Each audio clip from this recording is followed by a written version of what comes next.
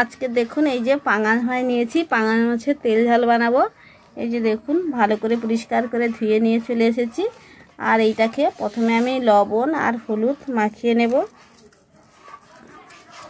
পরিমাণ মতন লবণ আর পরিমাণ মতন হলুদ দিয়ে ভালো করে একটু মাখিয়ে নেব।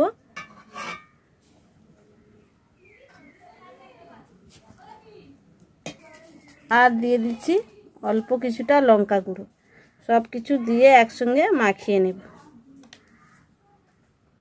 লবণ হলুদ মাখিয়ে নিয়েছি ভালো করে। এই যে দেখুন পাঙাশ মাছগুলো ভালো করে লাল লাল করে ভেজে নেব।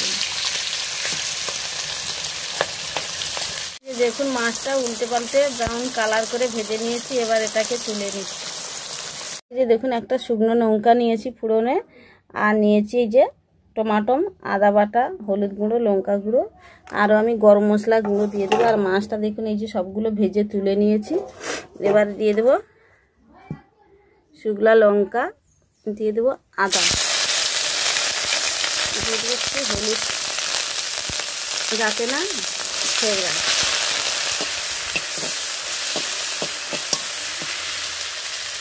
তারপর টমাটোটা দিয়ে দেবো। এই যে দেখুন টমাটোটা দিয়ে দিয়েছি, দিয়ে একটু নাড়াচাড়া করে নিয়েছি। এবার দিয়ে দেবো স্বাদ মতন লবণ, দিয়ে এটাকে আরও ভালো করে টমাটোটা একদম গলিয়ে নেব।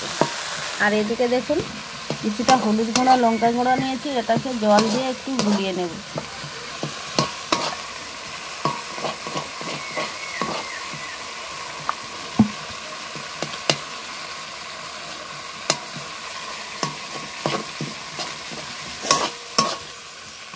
দেখুন টমাটোটা ভালো করে এই যে খুন্তি দিয়ে ছেঁচে ছেঁচে করে নিয়েছি। এবার দিয়ে দেবো লঙ্কা আর হলুদটা যে গুলে রেখেছি, এবার দিয়ে দেবো। এই যে দেখুন লঙ্কা হলুদ গুঁড়োটা ভালো করে দিয়ে পাকিয়ে নিয়েছি। এবার জল দিয়ে দেবো।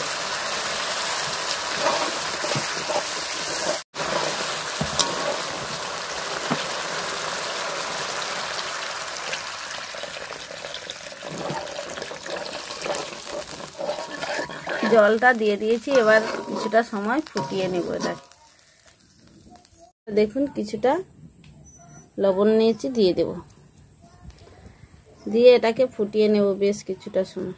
এটা হয়ে গেছে। এবার দেখুন মাছগুলো দিয়ে দেব।